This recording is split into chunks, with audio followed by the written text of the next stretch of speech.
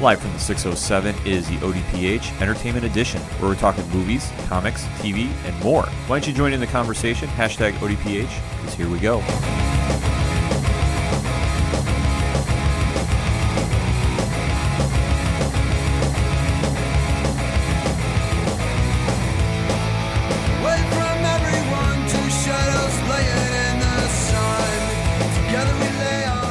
And welcome to another edition of the ODPH Entertainment Edition. I'm your host, Ken M. Sitting across from me this week is the one, the only, Padawan J. Hello, hello, hello. Folks, we have a lot to discuss. Let's waste no more time. Hashtag ODPHEE if you want to join in the conversation on social media. The biggest news story of the week had to be the return of Iron Fist to Netflix. Oh, yeah. Now, we discussed our preview last week, and if you haven't seen the show by now, pause this episode, make sure it's downloaded, and catch up when you get done with us because we're going to be talking spoilers in 3, 2, 1, let's go. Pad, what was your thoughts on Iron Fist Season 2? I thought it was a very good improvement over Season 1. Wasn't a grand slam knock out of the park, but it was definitely a very good improvement over Season 1. Absolutely, I have to agree. I rather enjoyed this season. I thought the 10-episode format they did instead of the traditional 13 was a vast improvement for the story. There were some elements I didn't like, but let me break down what I did. And as I said, we're going to be talking spoilers, so... And I just want to get one thing out of the way. In regards to what I said last week about, or whenever it was, about how I'd like to see him lose his powers and kind of cope with all that, I swear I didn't know that. That was just me pulling out of my you-know-what. Yeah, they kind of teased it a little bit in the trailers, but we didn't know to what extent. So right. As we pick up where Iron Fist Season 2 starts, Danny Rand is fighting in the streets, and he has picked up the mantle of the Defender of Hell's Kitchen, I believe, or Defender of New York City after Daredevil's absence due to the events of the Defenders. Yep. So this is kind of taking a toll on him because now he has this newfound responsibility that he's being very hard on himself. Say it's not just, I have to be Iron Fist. I have to be everything Iron Fist is and embodies. I have to defend all of New York. Yes, and it's not easy. It's not anything that is, up his alley, so to speak. This is a whole new territory for him. So he's trying to find a good balance with that and everyday life, and he's now working, I believe, like it was like a shipping company or something. Something like that, yeah. So he's really kind of trying to humble himself and become a man of the people, so to speak, instead of the playboy billionaire that he was at times portraying in Season 1. Right. But at this point, there's some new players coming into the field, and we get introduced to Typhoid Mary, who is played superbly by Alice Eve. Holy moly. Now, if you don't know Daredevil comics, we've mentioned this before, Typhoid Mary is primarily a Daredevil villain. And with that being said, that to see her make the transition from Daredevil to Iron Fist, did it flawlessly. They really handled the character of her multiple personalities well. I think her introduction into the show might have been one of the best character introductions in a show I've ever seen, period. Well, it gave enough that you didn't really know what was going on fully. Right, because she shows up on the screen, and I'm like, all right, this lady's, lost some of her marbles. She's off her rock. What in the world? And then it just flips, and I'm like, oh. And then you finally hear the name, and I'm like, this is who it is. Yes. And to see how that her story is not as easy as we all think it is. No. And just where the webs kind of tie into place, so to speak, as the story is progressing, was very, very interesting. And I thought they did a very nice job as you find out that Mary is working for Joy Meacham. That was a heck of a twist. And Davos. Now, as you saw at the end of Season 1, Joy took a turn for, I don't want to say the dark side, but she developed a partnership with Davos at the Steel Serpent and was going to take revenge on Danny Rand for everything that was going on in the events of Season 1. Right. So that being said, they were kind of setting up to steal Danny's powers away from him and give it to Davos. Now, Davos has had a grudge since Kunlun of not becoming the Iron Fist, the defender of Kunlun. Right. So this has kind of been building for a while, and I thought they did a nice job setting up the tension between them. But I also feel that for overall the villain of the season, I thought Davos, I don't want to say he didn't have like the dynamic presence that like the Kingpin had in Daredevil. Sure. Or, Kilgrave had in Jessica Jones. Sure. I thought he did a great job, don't get me wrong, but I thought just for like an overall like what his motivation was other than just revenge to Danny, because once he gets the powers, as he does, it's like, okay, what's he going to do now? Right. And you kind of see him going from I'm going to get this power to, okay, I'm going to be better than Danny, I guess. Well, I think there was one point where I can't remember who said it to him, but somebody was talking. It might have been Colleen was talking to Danny about everything Davos was doing, the recruiting, the taking out the various factions, and it sounded like they were implying to Danny that, listen, the path you were going down, that's where he is. He's just further along the road than you are. Mm-hmm. And I mean, the storyline with Davos, while I enjoyed it, it almost did have a feel of like a season 1.5 to it, where it didn't feel like, okay, this chapter is closed on this villain, we're moving to something new. It's okay. We're still dealing with the ramifications and what happened between the two of them, both in season 1 and in the past. Yeah, Sacha Dhawan, who played Davos, did a great job, with what he had for material, but it just almost felt like, leftover from season 1, like you said. Right. It just really, he got the power, and then it was like, and what now? Right. I think the buildup was phenomenal, though, with the showing the flashback scenes of them fighting, them as kids. It was a side to it, and obviously the little nod or the little Easter egg to the traditional Iron Fist costume. Not the full thing, but you got a little tease. Right. I think the buildup to it was phenomenal, and it really explained, okay, he really wanted this thing, and he was groomed and kind of like almost told from birth, hey, you're going to be the next Iron Fist. And when you get told you're going to be the next Iron Fist for, Lord knows, 20 some odd, 30 some odd years, and all of a sudden you don't get it, you're going to be a little upset. Yeah, it definitely made sense. And you understood his motivation. It was just like after he got it, after he defeated Danny and essentially broke him. Mm-hmm. It was okay. It was almost like Bane breaking Batman's back. Yeah, but it was just like after he won, it was like where Bane had a plan all along after he broke the bat. Right. Davos was kind of just trying to find his way, so to speak. Like he had a vision of he wanted to become a better Iron Fist, but it's like, okay, but what does that entail? Yeah, exactly. It just kind of left a little hanging. I mean, it's not like a deterrent to the plot, though, but it was just kind of like, okay, we're at like episode 7, you've won. Where we go from here. Right. It almost to me felt like he had a plan, but then once he got the powers, it almost started kind of, because his mentality and just kind of his psyche from pre-powers to post-powers almost did like a 180, where he's very calculated, calm, collected, and then he gets the powers and it's just like, I'm going to kill everyone. Yeah.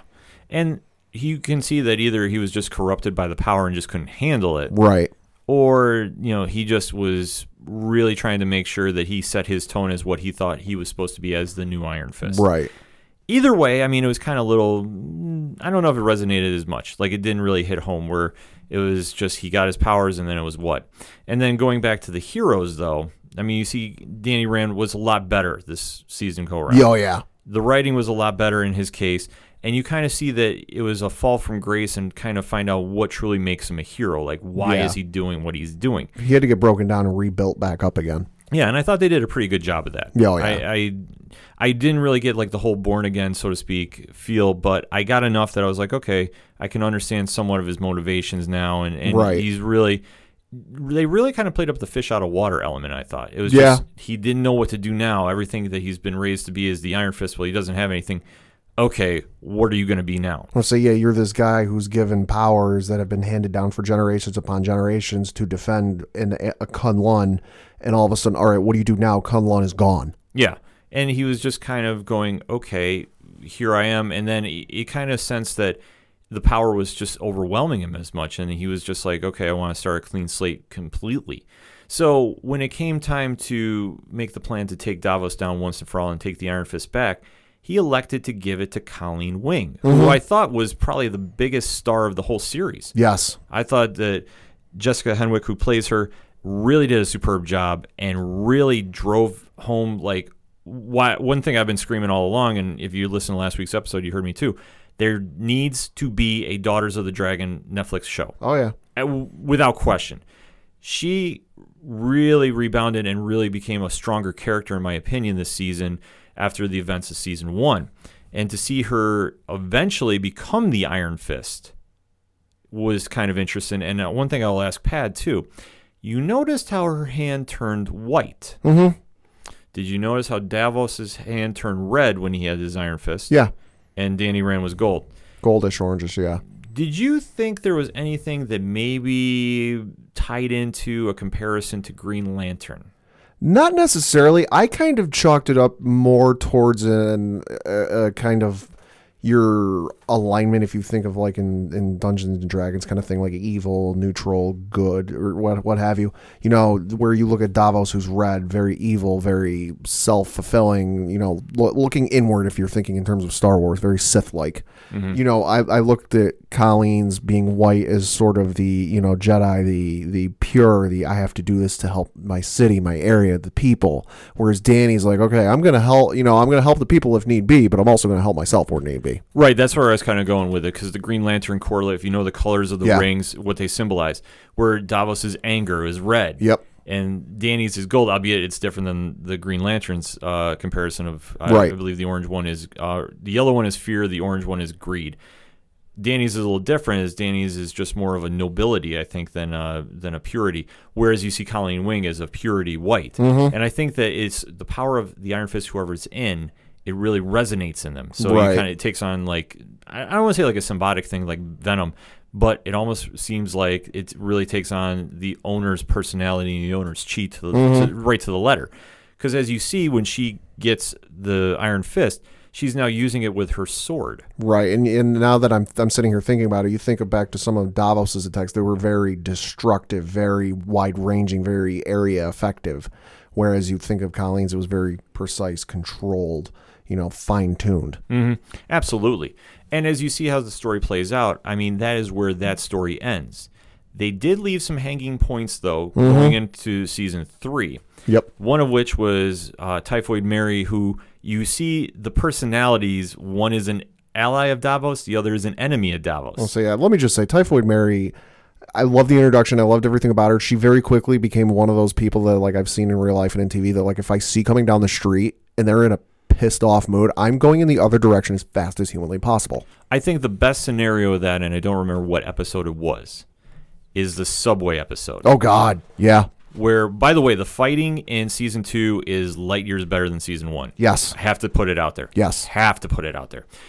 But there's one episode early on, I want to say it's episode 4 or 5, where Typhoid Mary has her walker persona, I believe, and is on the mission that she's now been exposed as the private eye that has been investigating Danny Rand for Davos and Joy Meacham. And they basically say, you need to, you know, fix your mess. And she's like, I'm going to take care of this. And just very cold and calculating. I'll say, if memory serves, during that whole scene, she's being interrogated by Davos and Joy. She doesn't even look him in the eye unless it's like they put a hand on her and she goes, keep putting a hand on me, I'm going to break your hand. She deadpans, just doesn't look at him. Absolutely. It's just phenomenal acting by Alice Eve on that one. But as you see in the subway, where Danny knows the persona of Mary, who's very nice and very naive and very almost like childlike, to see Walker, who's very militaristic, as you find out that she does have a military background. That tie-in, holy cow. We'll get to that in just a little bit. But as we go into it, you see where she's been trained and she's an elite soldier, and you see how she just systematically takes out Danny Rand in the subway. Let me pose you this question, then now that I'm thinking about it. Who wins in a fight, her or Punisher? That's a really good question. I'm going to say it's a draw. Ooh, I like a draw. I will say it's a draw because for me, I've read the comics and I know how she has fought Daredevil. And she has stood up to Daredevil and even beat him at sometimes. So if I'm doing my comparisons, apples to oranges, Daredevil has beat Punisher, Punisher has beat Daredevil, so they kind of cancel each other out. So if somebody has beat Daredevil, they can beat Punisher. So that's my resonation with that. And then we find out as we're going on into Typhoid Mary's background, she has a tie-in to a certain event in the MCU. She was in Sokovia. Yes, as a prisoner of war. Yeah. And you find out that there was a lot of stuff going on there that when she is coming to, and I guess where the dominant personality, I believe, of Walker takes over, they realize that there's another personality inside Typhoid Mary. Yep. So, and they kind of say, we now know what happened. Well, and you notice she got the dossier from Ward, who had to pay off like some political super PAC or something to get the dossier on her background. And you notice she read it and she asks, well, she gets it handed to her from Ward, and Ward goes, did you read it? And she goes, did you read it? And War goes, no, out of courtesy or something. Mm-hmm. And she reads it and she goes, huh? And they didn't say a word about what was on that sheet. Just very left bland. I love that. Oh, so do I. That was like how they handled that scene superbly. Yes. Because now, especially when you know that the tie into the Avengers Age of Ultron, Yeah. where that could go a lot of different directions.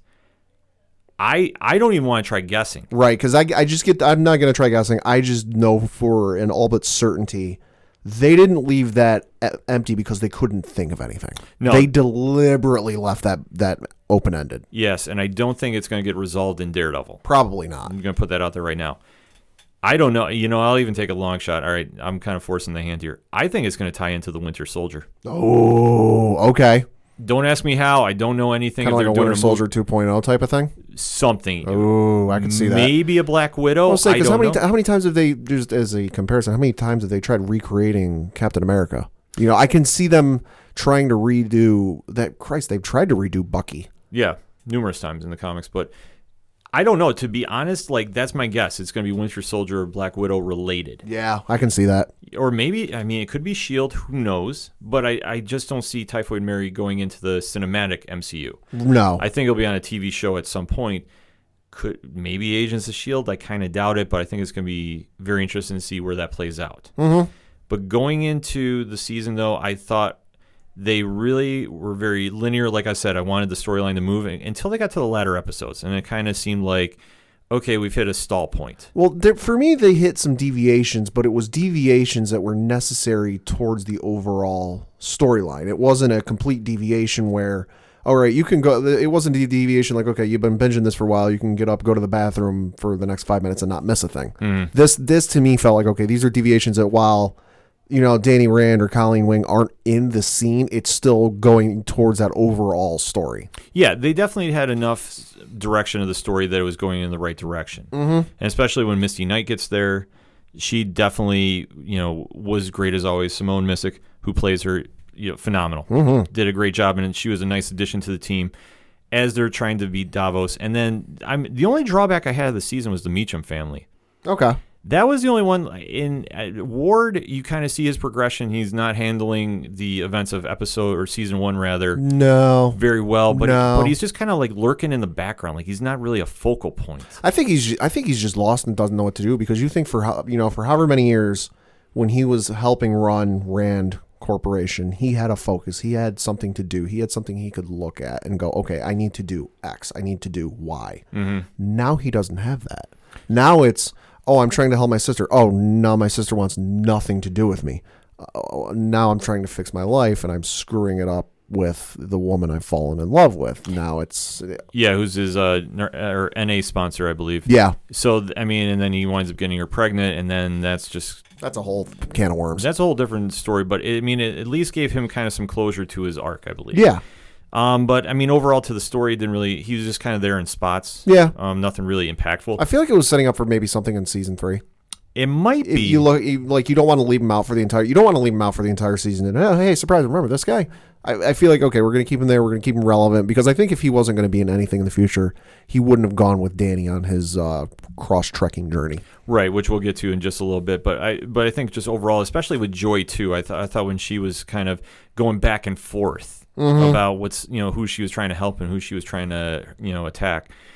I don't know. I thought it wasn't as clean. Right. Like direction story-wise. It just kind of seemed like forced at times. Well, and I got to knock Netflix a little bit. I completely forgot about her whole turn to the dark side, because Netflix does that thing now. The recap at the beginning of the series. Beginning of the series, you go to watch. They'll put it out as a trailer on Netflix, but they'll also put it before the episode. I don't think they included that, and I had completely forgotten about it. So all of a sudden, she's like working with Davos, and I'm like, wait, what? When did this happen?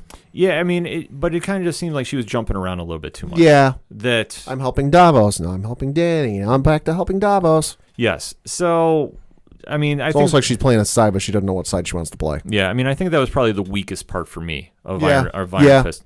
Between that and just kind of the random plot jumps, especially at the end, I thought was really kind of questionable.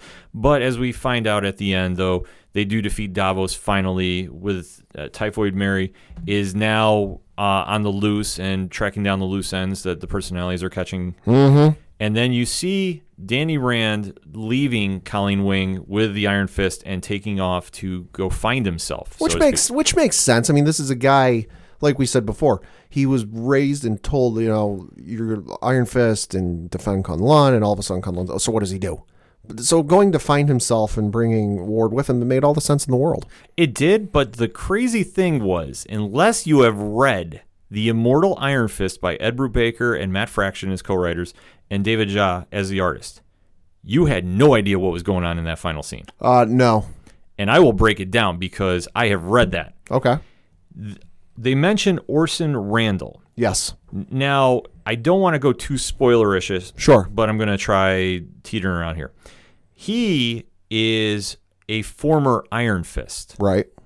And in their run, Brubaker and Fraction's run, they do establish that there's a lineage of Iron Fists. Mm-hmm. And what he was known primarily is using his chi through his guns. Right. So to see Danny Rand wind up with the guns and using them, as you see him, he's deflecting a bullet by shooting two at the same time and forcing the bullet to cancel the other one out. Which was incredible. It was incredible, but I sat there and I'm like, wait, they're going to go this route. Well, because, correct me if I'm wrong, wasn't the body that showed up in the shipping container in New York Orson Randall? I couldn't tell. I think it was alleged or kind of hinted at, but I don't know if they outright said. But that's what I've seen a lot of speculation online. They hinted, but the same token, if they're looking for him and the body was the one shipped to New York, I don't know if there would be a connection or somehow I think they would have figured out one and one is right, not the other. But going in with that, this is going to open up a whole great story if they do follow the Immortal Iron Fist book that was written by Brubaker and Fraction, and the art by David Jah is incredible. But you're going to see a lot more involvement from other cities like Kunlun. Sure, we find out Kunlun is not the only one. I think there's 6 mythical cities. I apologize. I cannot think of the name of it at the top of my head, and I'm not looking at a computer. I want to say there was the something cities of heaven. Okay. And it was but there's each a champion. Sure. And they all fight because, sure. As you see, and if you read the comic, it's kind of this is how Davros really rose to power and really had another final fight with Iron Fist. So Davos, in my opinion, is coming back season 3. Possibly. But I think they're going to do a lot of stuff away from New York, and it's going to be kind of the journey of the other cities, and I think they're going to be introducing the Crane Mother as the major villain of season 3, which I'm okay with because if you've read the book, you understand it. Right. Overall, Iron Fist for me, I thought was a great step up from season 1 rather. Season 2 had its flaws, sure, yeah, but they made enough improvements that I sat there and I said, you know what? They did a really great job. I can't wait to see season 3, especially because I've read the book. I recommend get to your local bookstore, comic shop. Ask them if they have it in stock, if they can get the trade paperback. It's a must-read. I thought it was and this was coming from somebody who was never a big Iron Fist fan to begin with. Right. So when I read the story and seeing how the different direction they went in, it's amazing. But overall, I thought it was great. Pat, your final thoughts? A really great season. Can't recommend it enough. If you didn't like season 1 or you couldn't finish season 1, give this a shot. You don't have to go back and watch season 1. Watch the recap at the beginning of the season. That'll get you filled in and get you everything you need to know. It's a definite step up and a definite improvement from season 1. And just like you, the ending and all the stuff they teased and kind of left open-ended, I can't wait to see where they go for season 3. But let us know what you think. Hashtag ODPHEE. What's your thoughts on Iron Fist season 2? We want to know. We'll take a quick break. We'll be right back. Hey, what's going on, everybody? This is George Gatton, and you are listening to the Ocho Duro Parlay Hour Entertainment Edition.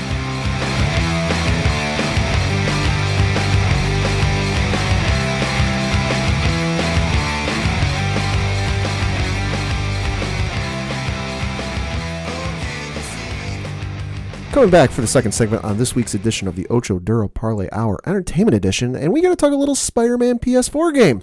Absolutely. I think it was the game of the weekend. Oh, yeah, it was. Because the minute it dropped, you just kept seeing on Twitter, on Instagram, on Facebook, people were posting pictures of the game. It looked amazing. Pat, you are the video game expert of the panel. Break it down. Well, so I've put in, there's no timer in the game to see how long you've been playing. So I'm kind of guesstimating how long I've been playing that. So I think I've put in about maybe 15 hours or so into the game, and I'm about, story-wise, I'd say about 29% complete. Overall, because I've got a fair number of the collectibles done, overall 41% complete. Okay. Game visually is stunning. It is just short of a masterpiece. The effort and kind of thought they put into this game is incredible. I saw a video on Twitter where if I hadn't seen this video, I would not have realized it. They being Insomniac Games went and recorded all of Spider-Man's lines when he's in the suit twice. Mm-hmm. Once for if he's sitting still, the other one if he's exerting himself like he's swinging through New York. That's cool. I'll have to show you the video. It is the most insane thing in the world. It's a game that is very much steeped in the comics. The game takes place when Spider-Man is 23, so he's been in the role for about 8 years now. It's interesting because he's working with Dr. Octavius. He at this point where I'm at in the game, because I haven't finished the story yet, where I'm at in the game when the game starts, he's working with Dr. Octavius in a research lab. He's no longer working for the Daily Bugle. One of the funny parts of the game, speaking of the Daily Bugle, is J. Jonah Jameson has retired from Daily Bugle. Really? However, he's not out of the public limelight. He's running like a satellite radio or New York broadcasted radio show where it centers around what you are doing in the game. So there are these in the game, Oscorp has partnered with the New York Police Department, and they've set up these signal towers throughout the city to kind of help track down and locate crime better. Well, you start off the game, to open the map, you've got to unblock these radio towers. There's a funny point where you finally unlock them all, where Jameson starts talking, and he goes, and I'm not directly quoting him, I'm kind of roughly quoting him. He goes, I'm not one to peddle in rumors or conspiracy theories, but I got a tip off from a loyal listener, and I just have to tell you this, folks.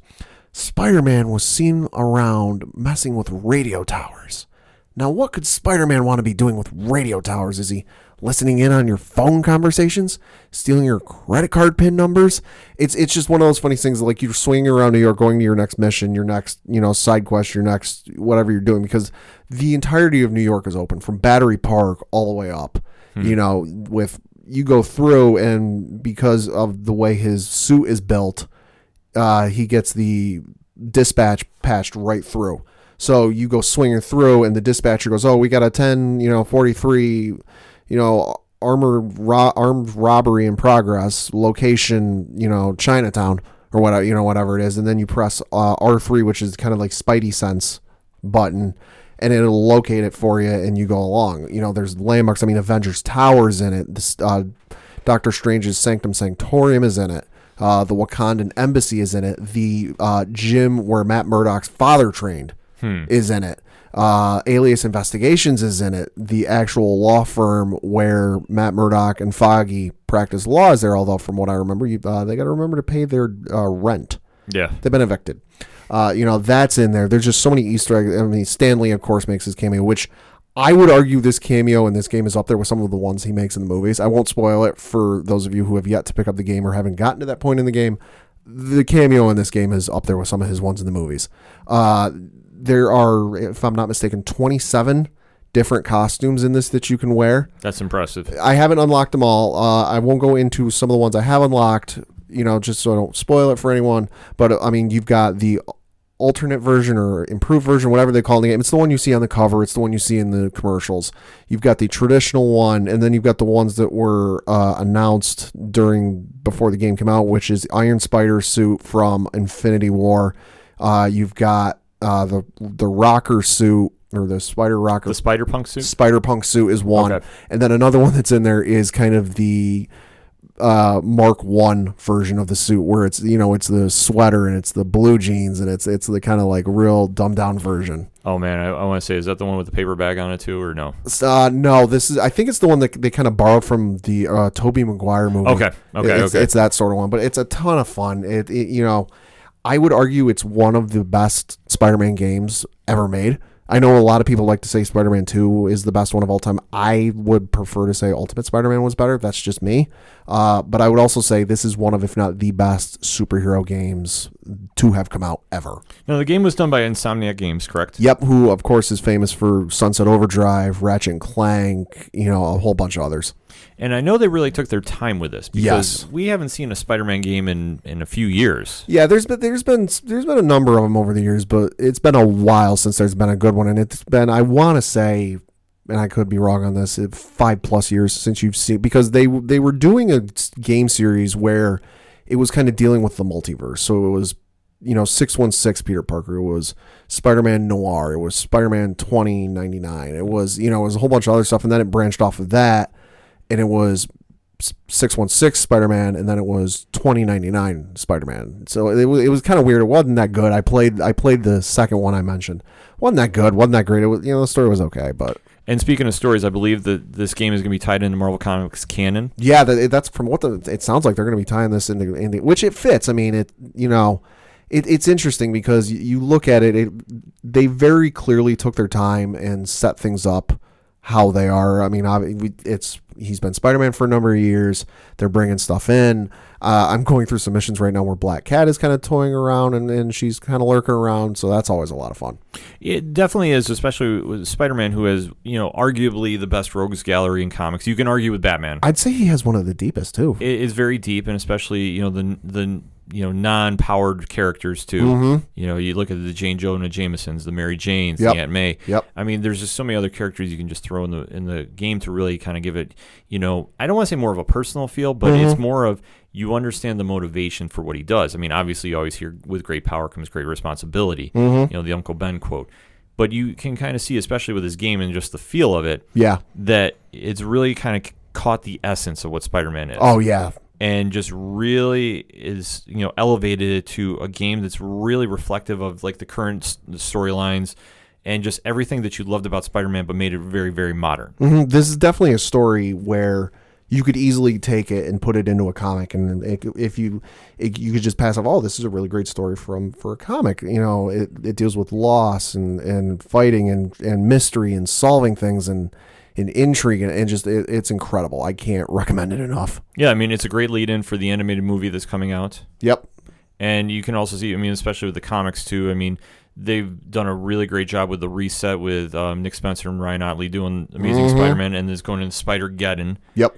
And then, as you mentioned, in the video game, he's working with Dr. Octavius. Right, yeah. So they're working kind of on their own in a lab where they're trying to better humanity. And in the game, Peter and Mary Jane have been broken up. I think they say it's for about 6 months. Okay. And they haven't really talked in 6 months. But he meets up with her because Mary Jane's going on a new venture in her career. I'll say I'll leave it purposely vague. So they meet up and through her new career, and they go out for dinner one night, and she asks what he's been doing. He's like, oh well, I'm working with a private lab with Dr. Otto Octavius. I really feel this is where I should be, that we can really help mankind. See, I'm just kind of curious when you mention Octavius, because one thing I read recently, I was going to say this for one shots, but I'll mention it now. They're going to be doing another Superior Spider-Man book. Mm-hmm. And if anybody knows about the first run of that, that's when Dr. Octavius took over the body of Peter Parker. Yep. And was trying to be the superior Spider-Man, the better hero of Peter Parker. Mm-hmm. And obviously how that ended is he had a very humble experience of learning with great power comes great responsibility, and turned the body back over to Peter. Right. And was seemingly dead in the 616 universe, but apparently there was a clone backup Yep. that is now going to be making its appearance Right. later this year, because I know there's going to be some fallout from Spider-Geddon. I believe there's a Superior Octopus book coming out. Yeah, I believe so. That's a tie-in to that's going to lead into so. it.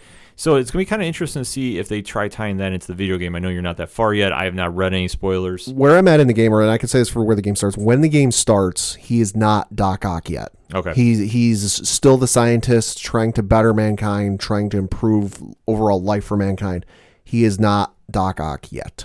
No, and I think that especially with somebody who's one of the top 5 Spider-Man villains with Doc Ock, you kind of take your time if he's going to be the main one, because everybody knows about Norman Osborn and Green Goblin, and I'm sure there'll be an appearance of some sort in the game with him. Oh yeah, I mean Norman Osborn is there. Yeah, if I'm not mistaken, he's mayor of New York. Oh, I can imagine. I mean, his history in comics has been one that has really, I think, stretched outside the boundaries of I think where they originally thought he was going to be. Yeah, it's definitely one of those characters that you look at, and when they wrote him, they probably saw him as one thing, but it kind of just grew way outside of that. Well, I mean, you take a look at where he took over after Civil War, and he was running S.H.I.E.L.D. and turning it into Hammer, and then what transpired after that? I mean, you just kind of, I mean, it's just really wild to think of just how he started as just the major Spider-Man antagonist, and now he's kind of grown into, I don't want to say like a major player in the MCU, but he definitely is up there. Oh yeah, he's not like an A-list or AAA player, but he's up there. No, definitely not.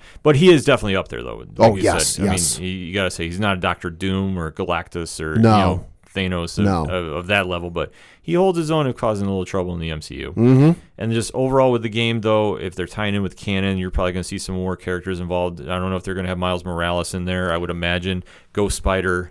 Oh yeah, it'll be. And I know I haven't gotten that far, so I don't know who else is going to show up. But I do know they have DLC planned. I believe it's 3, and I know the first one they announced is going to be centered around Black Cat. So that'll be interesting to see, and it'll be see where they go from it, because it sounds like Marvel is giving them kind of full reins to do with what they please. Now here's a question before we close out the segment with it. There's a lot of characters that have been rumored to be getting their own movies. Silver Sable, Black Cat. They're in this video game. Do you think the success of this game is going to have an impact if those movies get made or not? I could possibly. I mean, 'cause it'll depend on kind of the reception they get, I feel like, out of the game. Like if somebody, because the thing people may not know or may not think is these companies don't pay attention to social media. No, they do. They have people that they may not post, they may not interact, but they're reading. They know, they pay attention. I think if certain characters who could possibly be getting a movie, they're seeing a decent or a good number of people reacting well to said character, that'll kind of push them in, if they may be on the fence one way or the other, going, maybe it'll work, maybe it won't, then they see, okay, well, Sable, for instance, it's getting a lot of really positive, interactions from the video game. Why don't we go ahead with that? Why don't we go with that? That makes sense. I mean, there's just so many characters that can evolve in the game, and you'd be so very surprised at how the reaching effect of a video game can affect Hollywood. Yeah. Because if it's really selling and there's really a lot of hype behind it and certain characters that are really kind of breakout characters, you never know what could happen, especially with the Sony Spider-Verse. Yeah. There's so many different directions they can go. I know they were talking about doing a Black Cat and Silver Sable movie. I think that's getting repackaged in some form. Probably. If I'm not mistaken, I haven't heard a lot about it lately. There's a Morbius movie coming out or in development.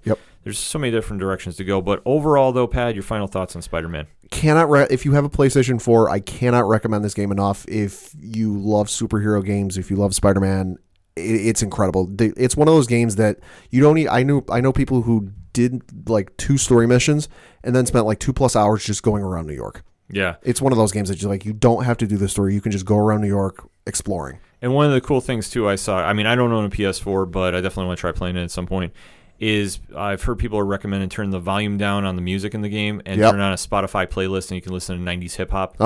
And I to me, that sold me on that. Like, I'm not saying I'm going to go buy a PS4, but hearing how people are doing that, and then they even got the mannerism of Spider-Man doing the finger point. Yeah, they do. Yeah, because there's a trophy in the game because you can walk around on the street and interact, and I think the trophy's like you got to interact with 5 people, and you walk up to them or they walk up to you, and the triangle button pops up over their head. So you go up to them and you high five them. They tell you something.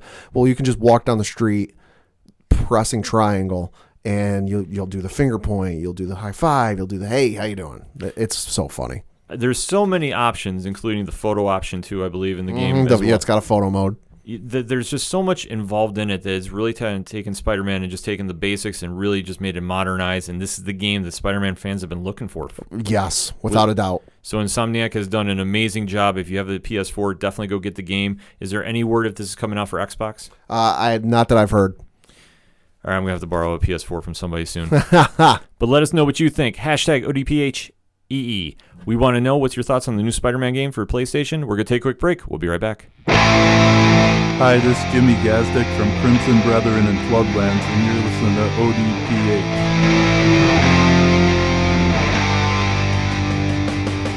Come back for segment number 3 on this week's ODPH Entertainment Edition. And this coming Saturday, September 15th, the DC Universe streaming service goes live. Mm-hmm. Now, if you're not familiar what it is, it's pretty much DC Comics version of Netflix with a little more added to it. It's almost like an Amazon type of deal. Kind of. And we'll break it down very quickly for you. What this service is going to have, and it's either $74.99 for the year, but they're offering, I believe, a deal of like 3 free months. You have to check DCUniverse.com and DCComics.com for more information on that. But it's basically $7.99 a month, and with it, you get the original programming that they've advertised. Mm-hmm. Now, the first shot out of the gate has not exactly won the panel over, but we'll get to that in a bit. But they're going to have a live-action Titan show, an animated Young Justice, an animated Harley Quinn, a live-action Doom Patrol, if I read it correctly, live-action Swamp Thing, and a live-action Stargirl from the Justice Society, America. They're also going to have their entire animated library on the site, including Batman the Animated Series. You're not making this easy on me. No, we're not trying to. And the other TV show they did mention was the original Linda Carter Wonder Woman. Oh, okay. Was going to be on there as well. They're also going to be having comics on there to read through their comic reader. Now, the easiest way I can describe this is I had the DC All Access app, and there was a way to read comics on there. Like they give you a preview of certain issues, so it's going to be, I would imagine, the same thing. They're also going to have like exclusive merchandise via the streaming service. It's a 7-day free trial from what I read. Pat, what is your thoughts on this? Well, I was hard against this until you mentioned Batman the Animated Series. Yeah. I mean, prior to you mentioning that, the only thing I really cared about was the new season of Young Justice, because that was a show I didn't watch when it was on. It came up in my recommendeds on Netflix a number of years ago, and I was like, and I had nothing else I was watching. I was like, yeah, I'll give it a shot. Love the show. Was super excited when they announced they were going to do season 3. A little bummed when they said they were going to put it behind the paywall on DC Universe. You know, I'm kind of cautiously optimistic about it, because this isn't the first time somebody in the parental ownage of DC has attempted this.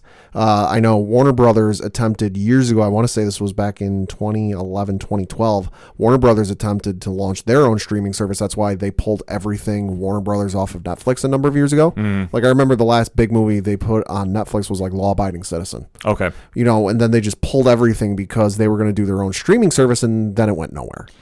You know, so I'm kind of cautiously optimistic, because this isn't the first time somebody in that parental corporate ownage has tried this, and we'll see if it works. But I mean, outside of Young Justice season 3, in terms of new content, none of this is wowing me. See, for me, I'm kind of like torn a little bit. I think this is very interesting, especially for $7.99 a month. It's ballsy. It's ballsy, but you know what? This could either be high risk, high reward, I guess is the way I look at it. Because you really haven't heard of a comic company doing a streaming service. Now, I know with Disney is going to have theirs coming out next year, I believe. Yeah, sometime I want to say it's June or July. So, obviously, Marvel would fall under that. So, you're not going to see Marvel do that. But for DC, this is a very interesting risk. I do think it's very interesting that they're going to try doing their own original programming on it. Right. Now, obviously, we saw the trailer for Titans. Was not impressed. No. Did not... I'm sorry, the whole F Batman thing just did not work with me. Now, would have worked with me if it was Jason Todd. Yeah. But Dick Grayson, no. And I understand they're trying to be very gritty and angsty, if I can use that word. But I want to see a little more of it before I officially say, you know what, not on board. But I just know from the original trailer, I wasn't really jumping out of my seat to go, okay, I should go get this. Right. I am very interested to see Young Justice. Yes. That one really intrigues me. And Doom Patrol, for me, I think is going to be the sleeper hit from the bunch that was mentioned. Because Doom Patrol is just a unique comic in its own right. It's basically like the X-Men, but weirder. Right. Which, I know that sounds very odd to hear, but it essentially is. I mean, Doom Patrol has had their long history in the DCU, and I believe they're back on the Young Animal label. Something like that. But, I mean, the interesting thing with this is they've got a former James Bond on the show. Oh, break it down. Timothy Dalton. Really? Timothy Dalton is playing Chief/Dr. Niles Calder. So he is like the Professor X of the group. Mm-hmm. Interesting. they've done some great casting with this. I mean, Timothy Dalton, like you just mentioned. Yep. Brendan Fraser is going to be playing Robot Man. So you're going to have a Star Wars connection. Alan Tudyk, who played K2SO in Rogue One, is in it. I mean, like I said, I think it's going to be the sleeper hit of the bunch here. It's possible. Yeah, because Doom Patrol is it's different. It's like I say, if I try comparing it to Legion, I don't think I do it justice. It's very different in what they're going to be doing on it. But I'm excited to actually see that they're going to take a shot making that show. And if I'm not mistaken, I think they put Cyborg on the show. Oh, that'd be interesting. If I'm not, somebody correct me if I'm wrong on social media. # ODPHEE. But they're also going to be doing an animated Harley Quinn show. I believe That could be interesting. That could go a couple different ways. And then they're going to be doing a Swamp Thing. I believe that's supposed to be live action. And they're also announced they were doing a Stargirl show. Oh, okay. From Justice Society, as we mentioned. So, I mean, but I haven't heard any casting for those. Right. I mean, I think a lot of this is going to kind of depend on how well the service does, and if it starts making a return on investment. Because if it does, if you can't really count however long the trial period is. If it is 2 months, 3 months, however long it is, you got to kind of wait and see, because once that trial period runs out, okay, are people sticking around? Are people, or are people just waiting, getting their free trial, binging everything all at once, and then canceling? See, it's going to be interesting because, like I said, from what I read, it was a 7-week free trial. Okay. Or not 7 week, I'm sorry, 7-day free trial. Let me clear that up before anybody goes, hey, I heard this on the ODPH. No, it's a 7-day free trial. Okay. So, but I believe that's the same thing as CBS All Access. Yeah, that sounds about right. So you have a week to test it out, and you have the whole animated library of their animation films. Which, I mean, for that alone, that's probably worth checking out. There are some good ones in there. Yeah, but for the touched up Batman the Animated Series. Oh, yes, please. I mean, that alone is enough to sell you. I'll say, if you haven't seen it yet, what's wrong with you? I mean, it's arguably the greatest comic book cartoon of all time. I'll go out and say it. It is. Yeah, I mean, you can. There's few things you can compare it to, but there's so much involved with it that is really interesting to see that they're going to put it on the streaming service. And then let alone, like, if you get comics on there, too. Because for me, I don't know how that works out. I wonder if they're almost going to do it, because you said, what was the price for the full year? You said 70. The full year was $74.99. I almost wonder if they're doing it kind of like Marvel's got their Marvel Unlimited, where you pay the whatever monthly it is and you get everything for free.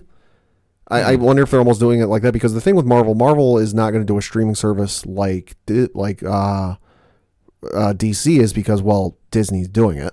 So they've already got Marvel Unlimited, so they've already got their online comic platform where you can go on and read everything. And then I would imagine the DC streaming service, when that launches, anything new, let me make sure to emphasize that, anything new Marvel decides to put out streaming will probably end up there. Yeah, I mean, there's a lot of, I would say, gray area that we just don't know yet. Yeah. Just going into it. Yeah. Because I would imagine from the trailer that you can go to on DCComics.com is for the DC Universe, is they're showing that they're going to have like older issues up to the Rebirth run for DC. So you're going to have a good mix of stuff in there. Right. And like I said, if you can go through and read, and I mean, DC has just got a vast history of books that, I mean, for your Superman, your Batman, your Wonder Woman, your Justice League, your Aquaman, because as soon as that movie breaks, I'm sure everybody's going to be jumping on board. Shazam. Oh, yeah. I mean, you just take a look at everything that they got going on there. There's a lot that, for a hardcore DC fan, you're going to jump on this immediately. There's no question. But even for the casual fan, I think there's something there. Mm-hmm. The only question, like I said, we had was Titans, because it just didn't have the feel of Teen Titans. Right, and as we saw with Marvel, you can do a teenage show that's a little darker, a little grittier, but there's doing a darker, grittier TV show and almost making it too dark and gritty. Yeah, and that's kind of what the feel was of Titans. Like I said, we're saying, I'm actually hoping I get down to New York Comic Con on Wednesday, and I actually want to try getting into the panel at the Hammerstein, because I actually want to see what the full episode looks like. Okay. I don't know if it's going to happen, but we'll see. But either way, the streaming service is coming out Saturday, and I would say it's worth taking a shot on. Mm-hmm. For $7.99 a month, it's cheaper than Netflix. No, well, yeah. And, I mean, if you want to go the full year package, and I forget how they said, because it's kind of recent that they just posted. Sure. I think there's like a 3 free months or something involved. Okay. You'll have to go to DCComics.com and find the DC Universe link and they'll explain everything for that. So they're just testing me to see how fast I can binge the animated series in a week. Exactly. But either way, I mean, just have the access to it, and you can just keep rewatching it because it doesn't. I mean, that's just so timeless and classic. Oh yeah. That either way, you can't lose. But let us know what you think. Hashtag ODPHEE. What's your thoughts on the DC Universe streaming service? Are you on board? Are you against it? What's your thoughts? We want to know. We're going to take a quick break. We'll be right back. It's a heartbreak, soul-shaped radio attack. Taking 4 steps forward, no steps back. Hey, this is Vince the Common Man Ciatoy, local MMA fighter, telling you to keep on listening to the ODPH, the 607's up-and-coming newest podcast.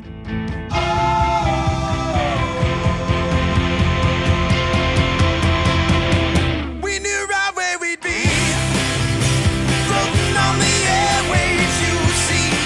It's a heartbreak, soul-shaped radio attack. Taking 4 steps forward and no steps back.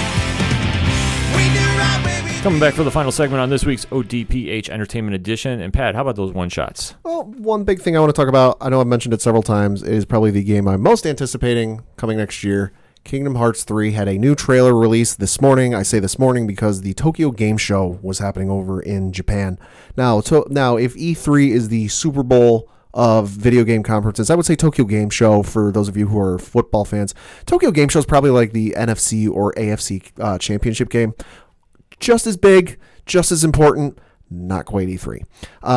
Interesting thing to come out of this trailer was we got our first look at the Big Hero 6 world that was announced way back in 2015. Okay. That 2015 is when they first announced it was going to be in the game, but all you got was a piece of concept art, which was Sora, the main character, riding Baymax while fighting an evil-looking Baymax. I say evil-looking because while Baymax wears red armor, this Baymax was wearing black armor. So that was all you see. And the reason you haven't seen this is literally the first footage we've seen for the Big Hero 6 world since they announced it 3 years ago, because the director Tetsuya Nomura said that, when they announced it, he felt like it might have been premature to announce it, but he wanted to get the fans excited for something.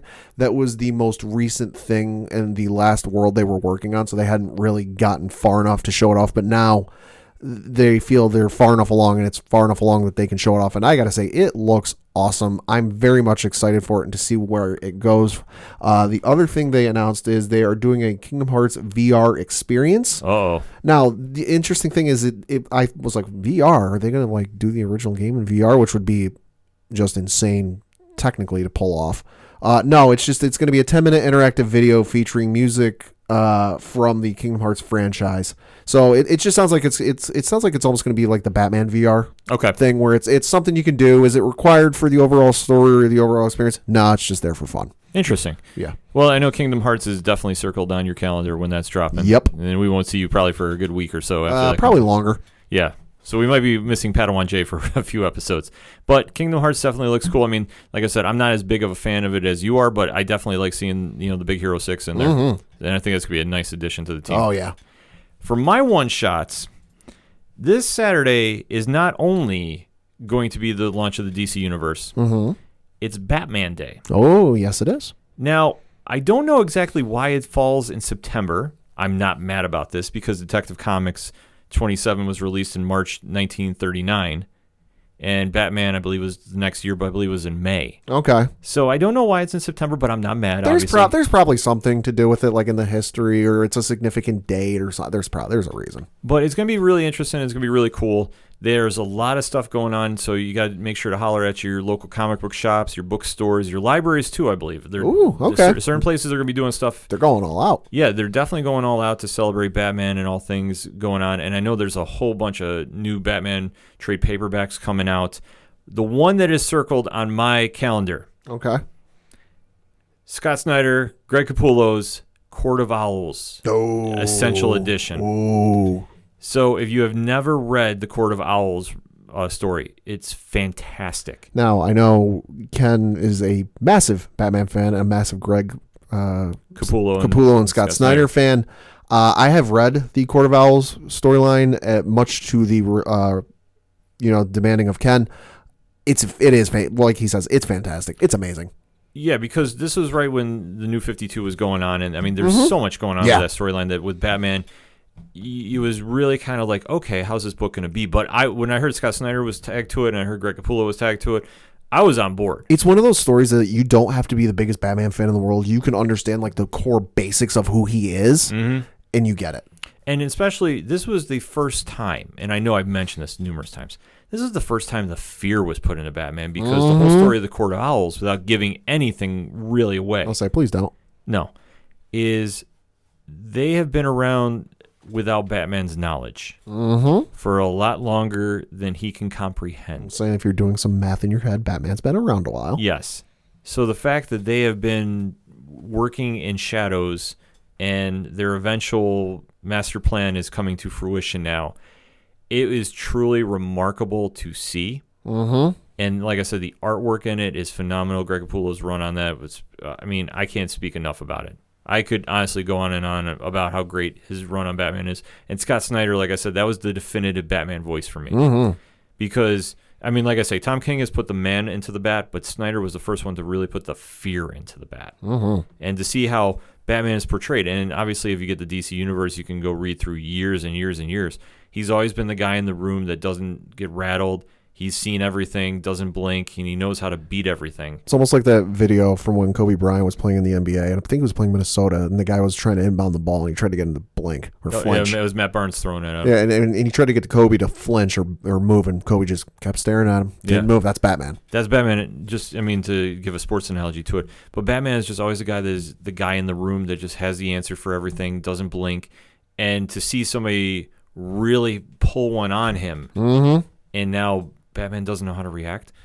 It was a phenomenal like intro for the new team that was taking over at the time. Yeah. And then you just go right into death of the family. And honestly, I just keep going on, but I'm going to, steer myself off it. But the Essential one is coming out, and they're doing the Batman Catwoman wedding album, which is kind of like, it's just a couple stories that are put together that's been in the Tom King run. And the biggest thing for me is it's going to have all the variant artwork. Ooh, those are always cool. Yeah, because the covers that were coming out for Batman 50 was incredible. And like for me, that would be the reason I would pick it up. Yeah. Because I'm already going to get all the trade paperbacks when they come out in order, because King's run has just won me over. But they're also doing an Absolute Killing Joke version. Ooh. And they're also doing, I believe it was the Batman White Knight story. Oh, okay. On trade paperback, which if I'm looking at the promotional art for it, they now have the black label on it. Ooh, that could be interesting. And if you've never read that story, it's just basically what happens when the Joker is cured. Oh Lord. And you kind of see like this really cool, I don't even want to get into it. Just go pick the book up because it's amazing. Either way, Batman Day is coming out September 15th. Pat, what is your favorite Batman story? Of anything Batman, be it TV, movies. I'll give you whatever. Mask of the Phantasm, hands down. For me, honestly, Nightfall ranks up there. The Court of Owls is there as well. There's a small story, Contagion, where he has to fight a virus that's like a killer virus in Gotham. Yeah. Because there's one thing he can't fight with his hands or use his detective skills. He just has to try quarantine. And it's a really kind of simplistic story, but it's so good. It was like a stretch out over multiple issues. The ending is really cool. I could just ran and rave about it. And I say Mask of the Phantasm. You look back at Batman the Animated Series, and while it was a kid's cartoon, it had elements of it that weren't. This was the first animated movie that really, you look at it and you look at the subject matter and you look at what it deals with and where it goes. This ain't a kid's movie. No, definitely, it's dark. Definitely wasn't, and for its time, it set the bar very high for animated shows. I would also argue has the greatest Joker laugh of all time in any form of media.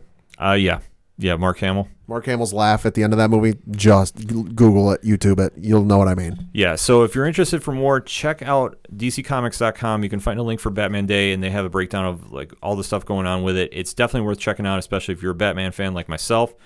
And before we end, we just got to give a quick plug. RoberCon is in a couple weeks, so shout out to them. RoberCon.org, sci-fi and tabletop convention going on. They're going to be having cosplay. They're going to be having RPGs, guest panels. Honestly, if you were in the 607 area, this is the event to go to if you're into movies, TV, and comics. I can't stress enough. We're going to be down there. I think our buddies in Horror Zone 607, the formerly known I Am Horror by Mike C. is going to be down there as well. So if you see us down there, say, hey, we want to talk to you.